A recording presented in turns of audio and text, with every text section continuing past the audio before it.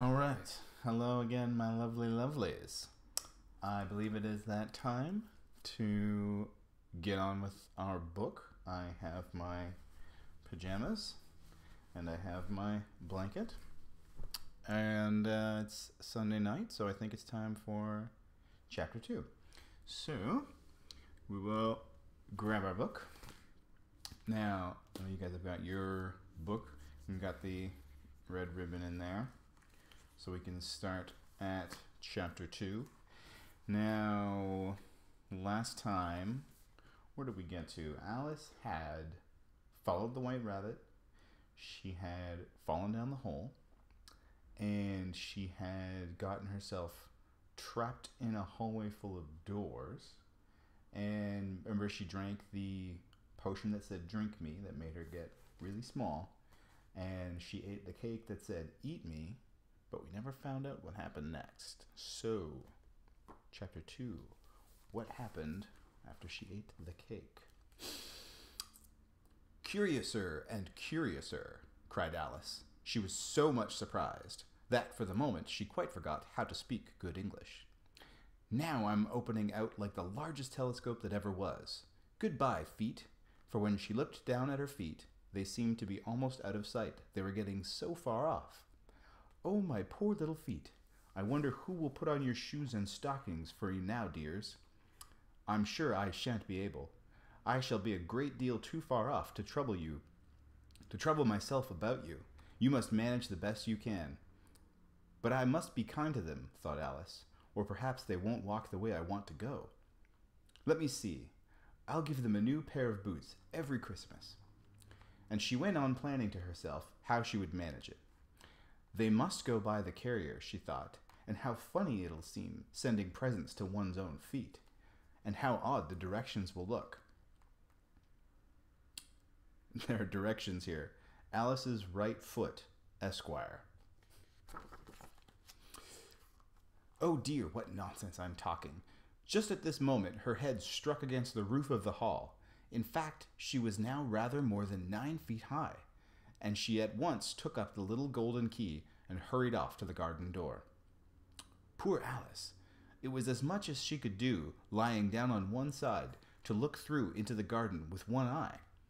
But to get through was more hopeless than ever. She sat down and began to cry again.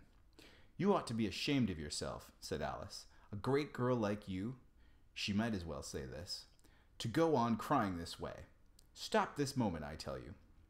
But she went on all the same, shedding gallons of tears until there was a large pool all around her, about 4 inches deep and reaching half down the hall. After a time, she heard a little pattering of feet in the distance, and she hastily dried her eyes to see what was coming. It was the white rabbit returning, splendidly dressed, with a pair of white kid gloves in one hand and a large fan in the other. He came trotting along in a great hurry, muttering to himself as he came, Oh, the Duchess! The Duchess! Oh, won't she be savage if I've kept her waiting? Alice felt so desperate that she was ready to ask help of anyone. So, when the rabbit came near her, she began in a low, timid voice, If you please, sir. The rabbit started violently, dropped the white kid gloves and the fan, and scurried away into the darkness as hard as he could go. Alice took up the fan and gloves, and, as the hall was very hot, she kept fanning herself all the time she went on talking.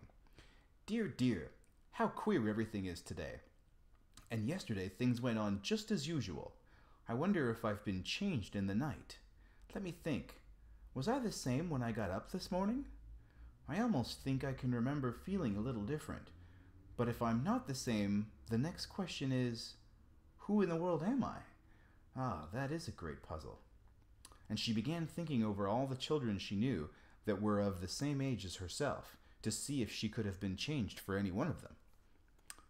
I'm sure I'm not Ada, she said, for her hair goes in such long ringlets, and mine doesn't go in ringlets at all.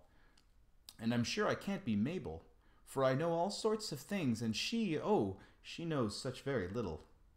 Besides, she's she, and I'm I. And, oh dear, how puzzling it all is. I'll try if I know all the things I used to know. Let me see. 4 times 5 is 12, and 4 times 6 is 13, and 4 times 7 is... Oh dear, I shall never get to 20 at any rate. However, the multiplication table doesn't signify. Let's try geography. London is the capital of Paris, and Paris is the capital of Rome, and Rome... No, that's all wrong, I'm certain. I must have been changed for Mabel. I'll try and say, how doth the little... And she crossed her hands in her lap as if she were saying lessons and began to repeat it. But her voice sounded hoarse and strange, and the words did not come as they used to do. How doth the little crocodile improve his shining tail, and pour the waters of the Nile on every golden scale? How cheerfully he seems to grin, how neatly spreads his claws, and welcome little fishes with gently smiling jaws. I'm sure those are not the right words, said poor Alice, and her eyes filled with tears again as she went on.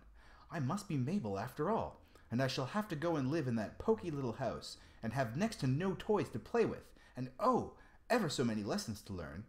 No, I've made up my mind about it. If I'm able, I'll stay down here. It'll be no use to their putting their heads down here and saying, come up again, dear.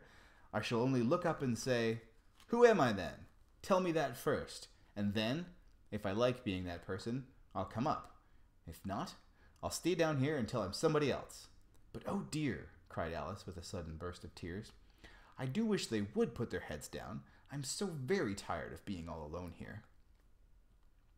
As she said this, she looked down at her hands, and was surprised to see that she had put on one of the rabbit's little white kid gloves while she was talking. How can I have done that? She thought. I must be growing small again. She got up and went to the table to measure herself by it, and found that as nearly as she could guess, she was now about 2 feet high, and she was going on shrinking rapidly. She soon found out that the cause of this was the fan she was holding, and she dropped it hastily, just in time to save herself from shrinking away altogether.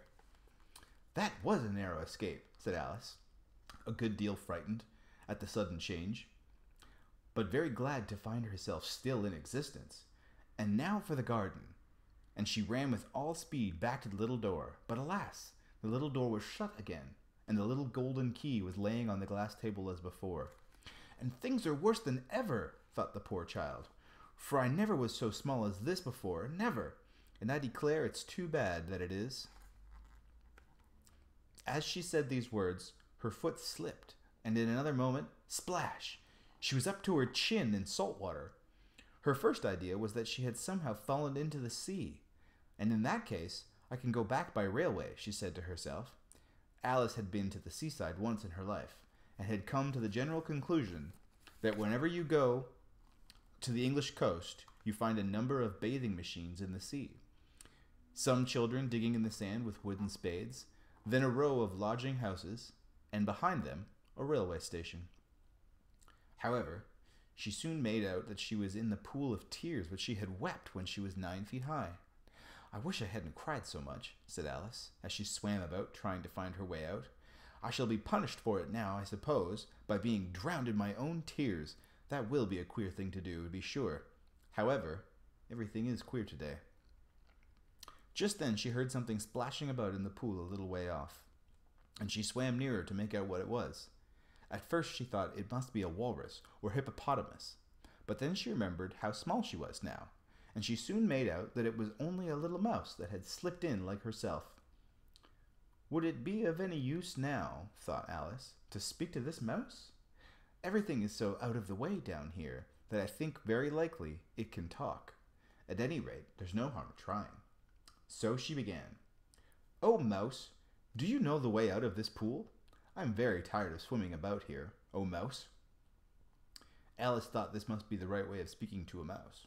She had never done such a thing before, but she remembered having seen in her brother's Latin grammar a mouse, of a mouse, to a mouse, a mouse, oh mouse.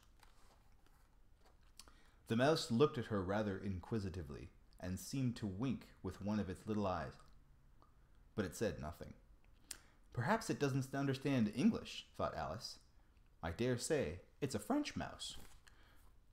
Come over with William the Conqueror. For with all her knowledge of history, Alice had no very clear notion of how long ago anything had happened. So she began to say, "Où est ma chatte?" which was the first sentence in her French lesson book. The mouse gave a sudden leap out of the water and seemed to quiver all over with fright. "Oh, I beg your pardon," cried Alice hastily, afraid that she had hurt the poor animal's feeling. "I quite forgot you didn't like cats." "Not like cats!" cried the mouse in a shrill, passionate voice. "Would you like cats if you were me?" "Well, perhaps not," said Alice in a soothing tone. "Don't be angry about it. And yet I wish I could show you our cat, Dinah. I think you'd take a fancy to cats if only you could see her. She is much a dear, quiet thing," Alice went on half to herself as she swam lazily about in the pool. "And she sits purring so nicely by the fire, licking her paws and washing her face. And she is such a nice soft thing to nurse. And she's such a capital one for catching mice." "Oh, I beg your pardon," cried Alice again. For this time the mouse was bristling all over, and she felt certain he must be really offended. "We won't talk about her any more, if you'd rather not." "We indeed," cried the mouse, who was trembling down to the end of his tail. "And if I would talk on such a subject. Our family always hated cats. Nasty, low, vulgar things. Don't let me hear the name again." "I won't indeed," said Alice, in a great hurry to change the subject of conversation. Are you fond of dogs?" The mouse did not answer, so Alice went on eagerly. "There is such a nice little dog near our house. I should like to show it to you. A little bright-eyed terrier, you know, with, such a long curly brown hair, and it'll fetch things when you throw them, and it'll sit up and beg for its dinner and all sorts of things. I can't remember half of them, and it belongs to a farmer, you know, and he says it's so useful, it's worth £100. He says it kills all the rats and—" "Oh dear!" cried Alice in sorrowful tone. "I'm afraid I've offended it again," for the mouse was swimming away from her as hard as it could go, and making quite a commotion in the pool as it went. So she called softly after it, "Mouse dear, do come back again, and we won't talk about cats or dogs if you don't like them." When the mouse heard this, it turned round and swam slowly back to her. Its face was quite pale, with passion, Alice thought.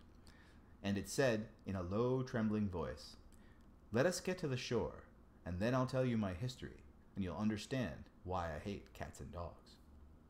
It was time to go, for the pool was getting quite crowded, with the birds and animals that had fallen into it. There was a duck, and a dodo, a lory, and an eaglet, and several other curious creatures. Alice led the way, and the whole party swam to the shore. It's the end of chapter 2. So, we'll put the red ribbon back in. We will find out next week what happens in chapter 3 when they get out of the water. All right, that's the end of that. Good night, my lovely lovelies.